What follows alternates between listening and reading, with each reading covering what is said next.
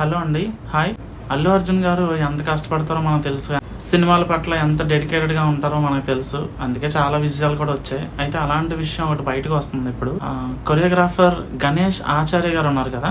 So, ఆయన 'పుష్పకి', 'పుష్ప 2'కి కూడా choreography చేశారు.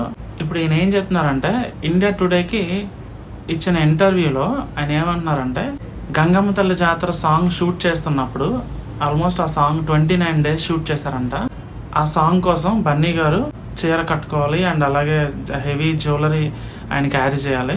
అలాగే చాలా ప్రాక్టీస్ చేశారు. అయితే ఆ సాంగ్ డాన్స్ చేస్తున్నప్పుడు, దానికోసం పర్ఫార్మెన్స్ చేస్తున్నప్పుడు ఆయనకి ఏమైందంటే కాలు ఫ్రాక్చర్ అయిందంట.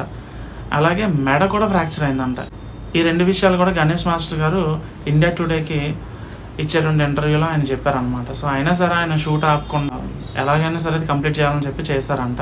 అంటే ఇదే కాదు, ఇదివరకు కూడా మనకు సోషల్ మీడియాలో ఒక వీడియో వైరల్ అవుతుంది. మీరు చూస్తే వరుడు సినిమా షూటింగ్ టైంలో 'రేలారా రేలారా' సాంగ్ ఉంటుంది. ఆ సాంగ్లో ఆయన చేతికి ఒక బ్యాండేజ్లా చుట్టుకొని అదొక స్టైల్గా ఉంటుంది చూడడానికి. అందరూ అనుకుంటారు స్టైల్ అనుకుంటారు, బట్ నిజానికి హ్యాండ్ ఫ్రాక్చర్ అయిందంట.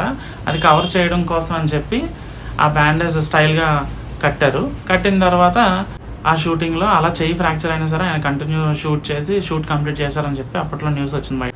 సో, అట్లా అల్లు అర్జున్ గారి డెడికేషన్ మనకు తెలుసు. ఆయన అంత బాగా డెడికేట్ చేస్తారు కాబట్టి ఇప్పుడు 'పుష్ప' కూడా ఆల్మోస్ట్ ఆయన 1800 crores కలెక్ట్ చేసినట్టుంది. 'పుష్ప' అండ్ 'పుష్ప 2' కోసం ఆయన 5 years డెడికేట్ చేశారు. ఎంతో కష్టపడారు. అందుకనే అన్ని విజయాలన్నీ వస్తాయి. ఊరికే రావు, కష్టపడితేనే వస్తుంది. సో, అది అల్లు అర్జున్ గారి డెడికేషన్.